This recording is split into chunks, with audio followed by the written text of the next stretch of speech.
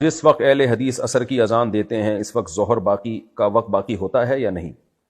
دیکھیں، اہل حدیث جس وقت عصر کی نماز پڑھتے ہیں جس کو ہم مثل اول کہتے ہیں، تو وہ نماز بھی صحیح حدیث سے ثابت ہے۔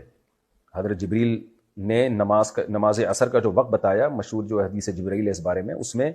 یہ بتایا کہ اذا صار ظل کل شیء مثلہ، جب ہر چیز کا سایہ ایک گنا ہو گیا، یعنی زوال کے سائے کے علاوہ، مراد اس سے یہی ہے زوال کے سائے کے علاوہ، تو اس وقت نبی صلی اللہ علیہ وسلم نے عصر پڑھی ہے۔ اسی وجہ سے جمہور امت کا یہی رائے ہے کہ جب ہر چیز کا سایہ ایک مثل ہو جائے گا تو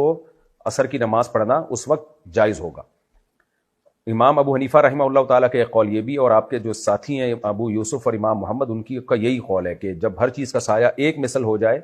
تو عصر کی نماز کا ٹائم شروع ہو جاتا ہے، جس کو عصر شافی کہتے ہیں۔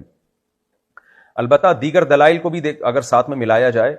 تو اس سے پتہ چلتا ہے کہ ہر چیز کا سایہ دو مثل ہو جائے تو عصر پڑھنی چاہیے۔ ان میں صحیح بخاری صحیح مسلم کی حدیث ہے، نبی صلی اللہ علیہ وسلم نے فرمایا تم سے پہلی امتیں جو ہے ان کی اور میری امت کی مثال ایسے ہے کہ یہودیوں نے فجر سے لے کے ظہر تک کام کیا، اجر ایک قرات ملا،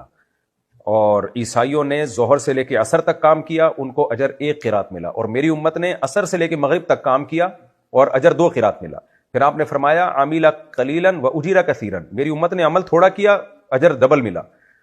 تو اب یہ